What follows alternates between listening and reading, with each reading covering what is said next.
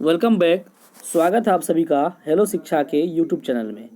DElEd entrance का आज हम जो है आपको सोशल साइंस के प्रश्न कराने वाले हैं, जिसमें जो है मोस्ट वीवीआई प्रश्न है। आज जो है आपको 20 प्रश्न कराने वाले हैं। चलते हैं आज के पहले प्रश्न की तरफ। आज का पहला प्रश्न है, संविधान का 74वां संशोधन संबंधित है, किससे संबंधित है? ऑप्शन ए पंचायती राज व्यवस्था से, ऑप्शन बी नगरीय शासन व्यवस्था से, ऑप्शन सी राज्य स्तरीय शासन व्यवस्था से, ऑप्शन डी राष्ट्र स्तरीय शासन व्यवस्था से। तो इसका आंसर होगा नगरीय शासन व्यवस्था से। संविधान का 74वां संशोधन जो है वो नगरीय शासन व्यवस्था से संबंधित है। 41 का जो है यहाँ बी बिल्कुल राइट आंसर है। अगले प्रश्न पे चलते हैं।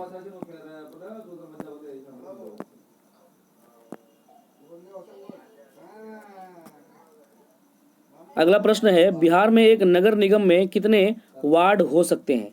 कितने वार्ड हो सकते हैं अधिकतम? ऑप्शन ए 37 हो सकते हैं, ऑप्शन बी 52 हो सकते हैं, ऑप्शन सी 72 हो सकते हैं, या ऑप्शन डी 75 हो सकते हैं। बिहार में एक नगर निगम में कितने वार्ड हो सकते हैं? अधिकतम कितने वार्ड हो सकते हैं? तो इसका आंसर होगा ऑप्शन डी, अधिकतम जो है 75 वार्ड हो सकते हैं। कितने वार्ड हो सकते हैं? 75 वार्ड हो सकते हैं एक नगर निगम में। चलेंगे अगले प्रश्न की तरफ। 43वां प्रश्न आज का तीसरा प्रश्न है, चिपको आंदोलन संबंधित है। चिपको आंदोलन किससे संबंधित है? मेधा पाटकर से, लाला लाजपत राय से, सुंदरलाल बहुगुणा से, या अमृता देवी से।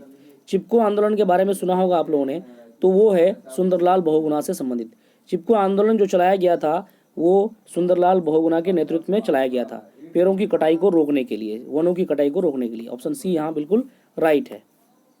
नेक्स्ट प्रश्न है आज का, नेपाल में सप्तदलीय गठबंधन क्यों किया गया? ऑप्शन ए लोकतंत्र की स्थापना हेतु, ऑप्शन बी राजतंत्र की स्थापना हेतु, ऑप्शन सी कुलीन की स्थापना हेतु, कुलीन तंत्र, या ऑप्शन डी साम्यवाद की स्थापना हेतु। नेपाल में सप्तदलीय गठबंधन क्यों किया गया? आंसर बताइए आप लोग। तो इसका आंसर होगा ऑप्शन ए, लोकतंत्र की स्थापना के लिए जो है सप्तदलीय गठबंधन किया गया। 44 का ए यहाँ पे बिल्कुल राइट है। चलेंगे अगले प्रश्न की तरफ। अगला प्रश्न है, बहुजन समाज पार्टी की स्थापना किसने की? इसका आंसर ऑप्शन ए है Mulayam Singh, option B S Dange, या option C Kanshiram, option D Jyoti Basu. Bahujan Samaj party की स्थापना किसने की? समाज पार्टी की स्थापना जो है कौन किया था? कांशीराम ने किया था। 45 का सी जो है यहाँ बिल्कुल राइट है। चलेंगे अगले प्रश्न की तरफ। नेक्स्ट प्रश्न है, दल बदल कानून लागू होता है। ऑप्शन ए सांसदों एवं विधायकों पर, ऑप्शन बी राष्ट्रपति पर, ऑप्शन सी उपराष्ट्रपति पर, या ऑप्शन डी इनमें से सभी पर। दल बदल कानून लागू होता है, किस पर लागू होता है? तो ये लागू होता है सांसदों एवं विधायकों पर, एमपी एवं एमएलए पर ये लागू होता है दल बदल कानून, क्योंकि ये दल बदल करते हैं बहुत ही आसानी से। 46 का ये बिल्कुल राइट है यहाँ। नेक्स्ट प्रश्न है, झारखंड जो है बिहार से कब पृथक हुआ, यानी कि कब अलग हुआ? 15 नवंबर 2000 को, 10 नवंबर 2001 ईस्वी को, या 15 नवंबर 2002 को, या फिर 10 नवंबर 2002 को। झारखंड बिहार से कब अलग हुआ?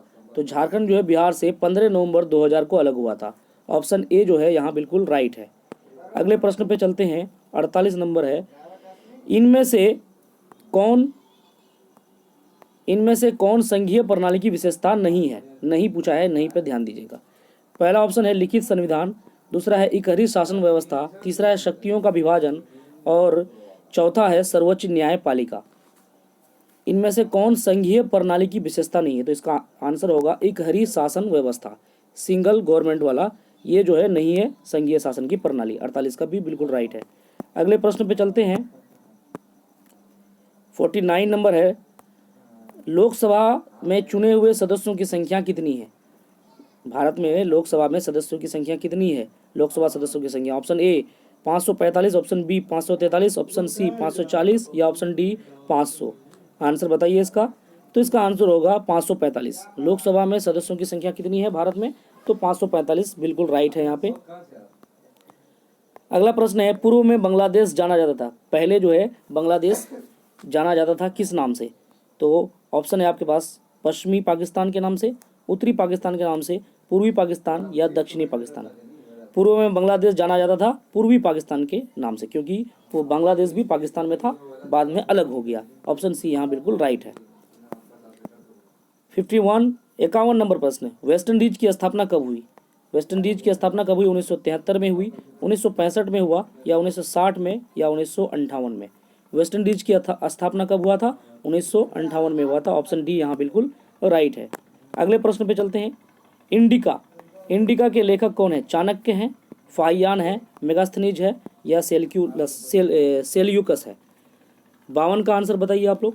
इंडिका के लेखक कौन है? तो इंडिका के लेखक हैं मेगास्थनीज। ऑप्शन सी जो है यहाँ बिल्कुल राइट है। मेगास्थनीज जो है इंडिका के लेखक हैं। 52 का सी राइट है यहाँ। अगले प्रश्न पे चलते हैं। विश्व का सबसे बड़ा लोकतांत्रिक देश, विश्व का सबसे बड़ा लोकतांत्रिक देश, ऑप्शन है चीन, option B Bharat, option C रूस, या ऑप्शन डी पाकिस्तान? आंसर बताइए 53 का। विश्व का सबसे बड़ा लोकतांत्रिक देश, डेमोक्रेटिक कंट्री कौन सा है? तो भारत है। ऑप्शन बी यहाँ बिल्कुल राइट है। अगले प्रश्न पे चलते हैं। 54 नंबर प्रश्न, आंग सांग सू किस देश के नागरिक हैं? भूटान के नागरिक हैं, बांग्लादेश के नागरिक हैं, म्यांमार के नागरिक हैं, या नेपाल के नागरिक हैं? 54 का आंसर आप लोग बताइए। आंग सान सू किस देश के नागरिक हैं? तो म्यांमार के नागरिक हैं। बिल्कुल सही है यहाँ 54 का सी। चलेंगे अगले प्रश्न की तरफ।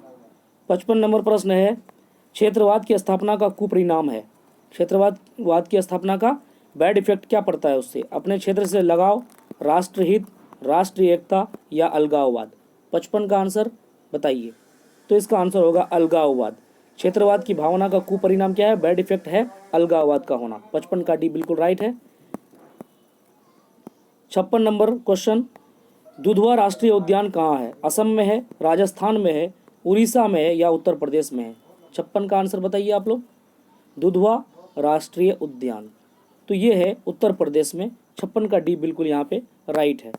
अगले प्रश्न पे चलेंगे। 57 नंबर प्रश्न, भारत की प्रथम राष्ट्रीय जल नीति कब अपनाई गई थी? सितंबर 1980 को, सितंबर 1987 को, जून 2002 को, सितंबर 2002 को? तो इसका आंसर होगा भारत की प्रथम राष्ट्रीय जल नीति कब अपनाई गई? तो जून 2002 को। चलेंगे अगले प्रश्न की तरफ। विश्व में सर्वाधिक वन आवरण वाला देश कौन सा है? रूस है, भारत है, ब्राजील है, या कनाडा है? सर्वाधिक वन आवरण वाला देश, वनों से ढका हुआ कौन सा देश है? 58 का आंसर बताइए आप लोग। तो इसका आंसर होगा रूस। रूस है भी बहुत बड़ा, सबसे बड़ा रूस क्षेत्रफल में है। विश्व में सर्वाधिक वन वाला देश भी है।